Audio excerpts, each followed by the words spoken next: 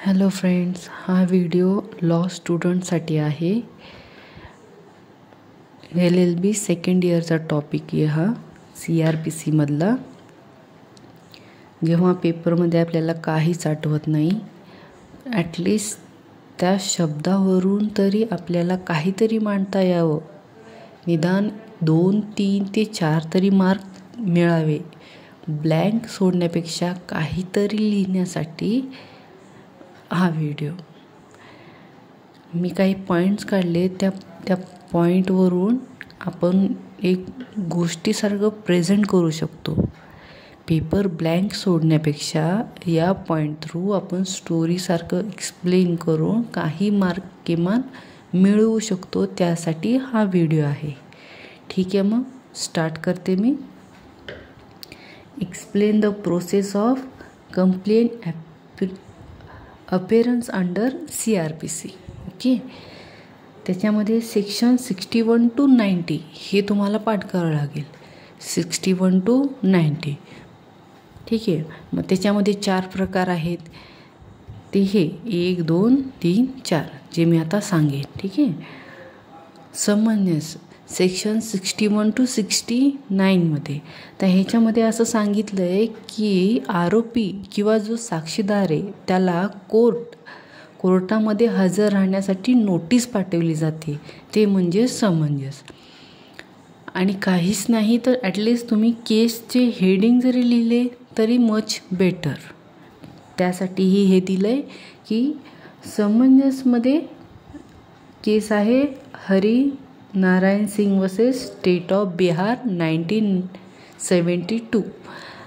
आता हे कोणाची डेट ऑफ बर्थ असेल तुमच्या घरामध्ये तर तुम्ही त्या डेट ऑफ बर्थवरून लक्षात ठेवू शकता की त्या डेट ऑफ बर्थच्या व्यक्तीच्या साली हे असं घडलं होतं असं म्हणून.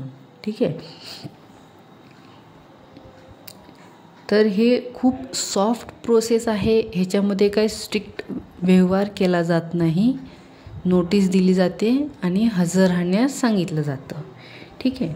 दुसरं आहे वॉरंट ऑफ अरेस्ट. जेव्हा कोर्टाला असं वाटतं की आरोपी किंवा साक्षीदार हा स्वतःहून नाही हजर होणार, तेव्हा हे सेक्शन लागू केलं जातं. Section 70 to 81. ओके. तर याच्यामध्ये 2 प्रकार आहेत. एक बेलेबल वॉरंट, एक नॉन बेलेबल वॉरंट. बेलेबल वॉरंटमध्ये न्यायालयात हजर होण्याआधी बेल मिळते. त्याला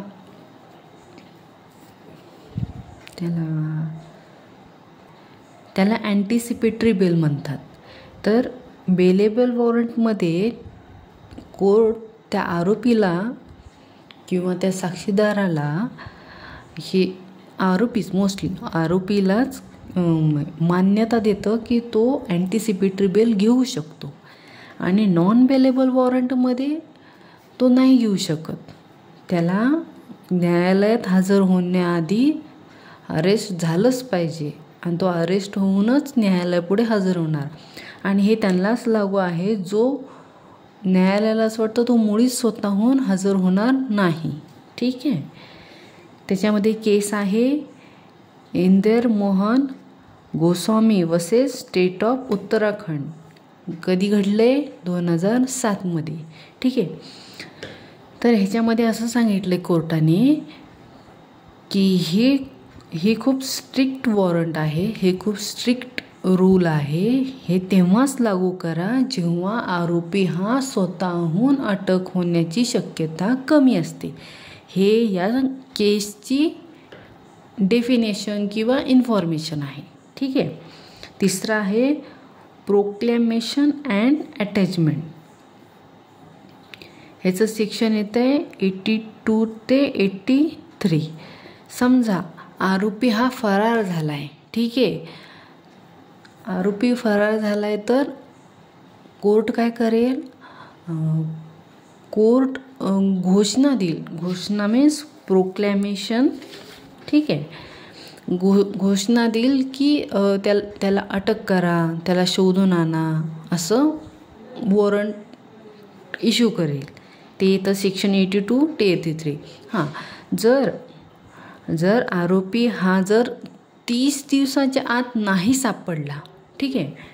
तो प्रोक्लेमेशनची डेफिनेशन काय होती की तो फरार झाला आहे किंवा निघून गेला आहे तेव्हा हे प्रोक्लेमेशन,